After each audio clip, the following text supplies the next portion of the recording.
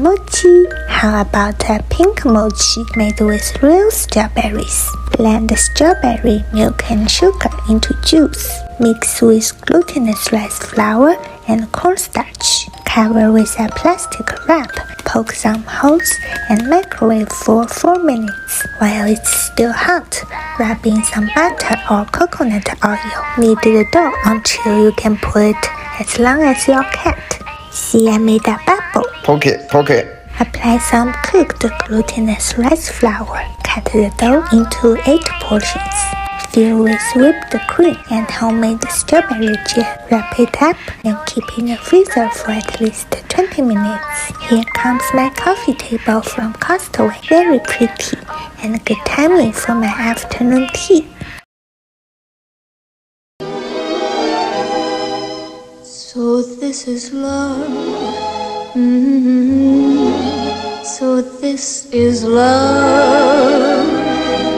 So this is what makes life divine. I'm all aglow, and now I know the key to all heaven is mine. My heart has wings, and I can fly. I'll touch every star in the sky.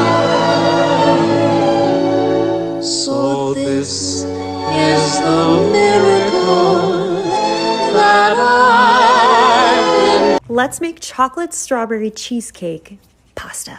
Add some strawberries to a baking dish, sprinkle liberally with sugar, add a splash of vanilla extract and a pinch of salt and stir to combine. Arrange the strawberries on the outside of the dish, then place a block of cream cheese in the center and sprinkle liberally with sugar again. Then bake in a 400-degree oven for about 40 to 45 minutes. Once it comes out, stir it all up to combine. At this point, you can taste the strawberries to see if you need to add any more sugar. Then add some chopped semi-sweet or bittersweet chocolate and stir again to combine. Next, we are going to add our chocolate pasta that we made the other day. It's absolutely stunning, if I do say so myself. Make sure you reserve some of the starchy, chocolatey pasta water and add however much of that starchy pasta water you need until you get the sauce consistency that you like. To serve, top with diced fresh strawberries. Definitely a full-on dessert pasta. Well, would you try it? Okay, fine. You want to make churros, no problem, but understand these are dangerous. Small pan. 5 tablespoons butter in. 1 cup of water. 2 tablespoons of sugar. Heat on high heat. Make sure it's melted and bring to a boil. Turn off the heat. 1 teaspoon of vanilla. 1 teaspoon fine sea salt. 1 cup all-purpose flour. Stir. Till thick with 3 C's. Now let this cool For 8 to 10 minutes, brother. 3 eggs, one at a time. Egg. Mix. Egg. Had to switch to a whisk. Egg. Mix. And an egg yolk. Mix one more time. till nice and smooth. Transfer to a piping bag with a star tip. Heavy bottom pot. Fry oil. Filled a little over halfway. It's cinnamon sugar, not that hard. 3/4 cup of sugar. 1.5 teaspoons of, well, cinnamon. Mix together. Heat to 375. Pipe 5 to 6 inch pieces. Snip. It's average churro size, okay? Repeat. Fry 4 to 5 minutes. Till golden brown and crispy. Remove from the oil, add the cinnamon sugar. Toss while still hot. Repeat with the rest. Now these are some good looking churros, but now we're talking. Look at I thought more people knew about this, which is why I've never talked about it in a video, but now that I've received a bunch of comments from people saying I'm lying in my videos or being dramatic for the sole purpose of views, I guess I'll talk about it. I live in Canada, a place where the Creator Fund does not exist, so regardless of how many views I get, whether it's 1 million or 10 million, I get no money off of it. And I'm honestly okay with it because I never get stressed over views, and the sole purpose of any video that I post is to make people happy. People keep asking me to make this. You. I can do that. baking sheet parchment. Half pound of hazelnut. Oven. 350. 10 to 15 minutes. Till roasting, their skin start to peel off like that. Let them cool completely. Put your nuts in a towel. Wrap it up. Shake them around. To remove skins. So food processor. Nuts. Process. Till it starts to liquefy. 1 cup powdered sugar. 5 tablespoons of cocoa powder. Pinch of soap. And again. 2 tablespoons of oil. 2 ounces of milk chocolate. Finely chopped. In. Last time. Till smooth. Put that into a vessel. Woo-wee. What is this? Is that Nutella? You're goddamn right it is. So I wanted to make a geode cake, and I did a spiral design for this. So I layered 6 layers of cake, and I did the double barrel technique, and I layered another 6 layers on top of that. So this is 12 layers of cake here. And I used a dowel down the center just to make sure that the cake was stabilized. And once that was done, I did a crumb coat, and then I did the final coat, and I tried to make sure that that was as smooth as possible. So once the final coat was done, I began to use a knife to cut the spiral into the cake. So once the spiral was completely cut out, I began to fill it with vanilla buttercream, and this is to hold the rock candy pieces in place. So I began to place the rock candy, and this took so long to do, and I wanted to give up, but I kept going. So once they were all placed, I began to paint with different colors, and this is just food coloring that I diluted with clear vanilla extract. And once I finished all the colors, I added a gold trim, and the cake is complete. Today we're making homemade cotton candy flavored ice cream. In a large bowl, add 2 cups of heavy whipping cream. Whisk until it forms stiff peaks. And by now, you know how we test this. Nothing comes out, it's good. Fold in 1 14-ounce can of sweetened condensed milk. Add 2 tablespoons of sugar and half a teaspoon of cotton candy flavoring.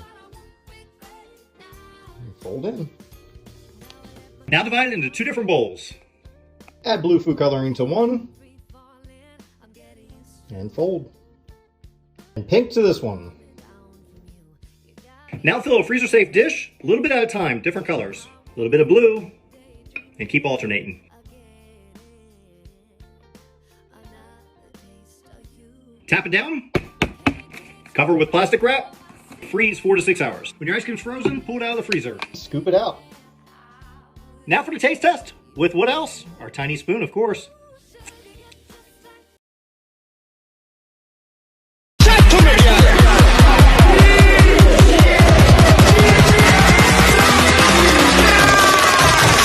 Ooh, this shit be hitting different.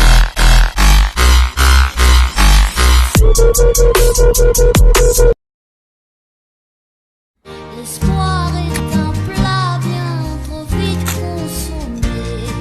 À sauter les repas, je suis habituée. Un voleur solitaire et triste à nourrir. Je suis amère, je ne peux réussir. Warning, if you make this cake, your friends and family will harass you for the rest of your life to make it for every single family gathering.